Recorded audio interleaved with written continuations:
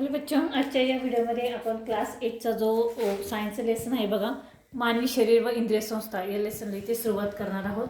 तर याची प्रस्तावना इथे बघणार आहोत आणि थोडासा पॉईंट जो आहे थोडासा भाग आपण इथे या पहिल्या व्हिडिओमध्ये बघणार आहोत. ठीक आहे.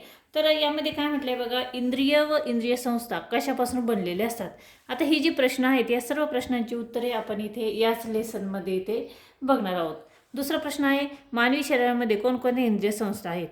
बघा, आपण मागच्या इयत्तेमध्ये आपण काही सजीवांची काही वैशिष्ट्ये बघितलेली आहेत, त्याची लक्षणे देखील बघितलेली आहेत आणि सर्व सजीवातील लक्षणे प्रकर्षाने दर्शविणाऱ्या सर्व जीवनावश्यक क्रियांना जीवन प्रक्रिया म्हणजे लाईफ प्रोसेस असे म्हणतात. आपण गाढ झोपेत असताना शरीरामध्ये सुरू असलेली कार्य कोणती आणि आपल्या शरीरात कोणकोणत्या जीवन प्रक्रिया सुरू असतात.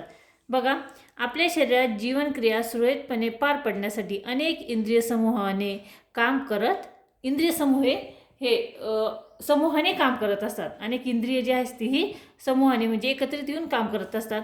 या जीवन प्रक्रियांचे वेगवेगळे टप्पे असतात. विशिष्ट टप्प्यांवर विशिष्ट इंद्रिये पद्धतशीरपणे काम पार पाडत असतात. ठराविक काम एकत्रितपणे करणाऱ्या इंद्रिय समूहाला इंद्रिय संस्था असे म्हणतात. पहिला आपला जो प्रश्न होता की इंद्रिय संस्था ही कशापासून बनलेली असते. ठीक आहे. तर काय म्हटलंय की आपण विशिष्ट टप्प्यावर विशिष्ट इंद्रिय पद्धतशीरपणे काम पार पाडत असतात आणि ठराविक काम एकत्रितपणे पार पाडणाऱ्या म्हणजे एकत्रितपणे काम करणाऱ्या इंद्रिय समूहाला आपण इंद्रिय संस्था म्हणतो.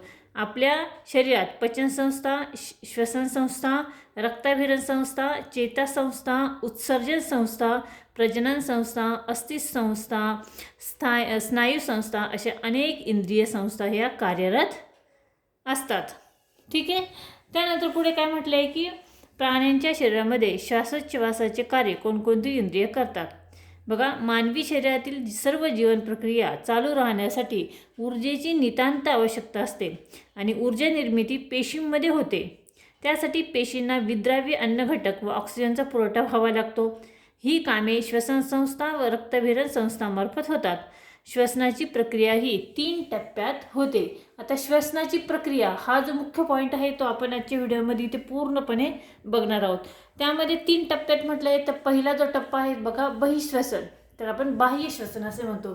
त्यामध्ये पहिला आहे श्वास घेणे. बाह्य श्वसनमध्ये श्वास घेणे म्हणजे नाकावाटे हवा आत घेतली जाते आणि तेथून ती श्वसन नलिकेद्वारे दोन्ही फुफ्फुसामध्ये पाठवली जाते, म्हणजे दोन्ही फुफ्फुसामध्ये ती हवा जाते. त्यानंतर आहे पुढचा उच्छ्वास म्हणजे श्वास सोडणे. बाह्य श्वसनमध्ये 2 टप्पे आहेत, श्वास घेणे आणि श्वास सोडणे.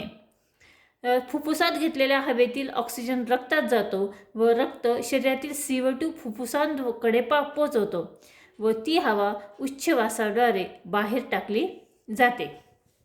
लक्षात आलं. बाह्य श्वसनमध्ये श्वास घेणे आणि श्वास सोडणे ह्या 2 प्रक्रिया होतात. आता दुसरं आहे बघा, अंतःश्वसन. अंतःश्वसनमध्ये काय म्हटलं आहे की शरीरातील सर्व पेशी आणि रक्त या दरम्यान होणाऱ्या वायूंच्या देवाणघेवाणीला अंतःश्वसन असे म्हणतात. बघा, शरीरातील सर्व पेशी आणि रक्त यांच्या दरम्यान होणाऱ्या वायूंची जी देवाणघेवाण असते त्याला अंतःश्वसन असे म्हणतात. रक्तातून पेशींमध्ये O2 जातो व पेशीतून रक्तामध्ये CO2 येतो. O2 म्हणजे ऑक्सिजन, CO2 म्हणजे कार्बन डायऑक्साईड. ठीक आहे. त्यानंतर तिसरं आहे पेशी श्वसन. तिसरं काय आहे, श्वसनाची तिसरी प्रक्रिया आहे पेशी श्वसन. बघा, ऑक्सिजनमुळे पेशीतील ग्लुकोज सारख्या विद्राव्य घटकांचे मंद ज्वलन होऊन ATPच्या स्वरूपात ऊर्जा मोकळी होते. त्याचबरोबर CO2 व जलबाष्प हे निरुपयोगी पदार्थ तयार करतात. या क्रियेला पेशी श्वसन असे म्हणतात. खालील समीकरणाच्या साहाय्याने बघा, खालील समीकरणाच्या साहाय्याने पेशी श्वसन सारांश रूपाने मांडतात. समीकरण काय दिलं आहे बघा, C6.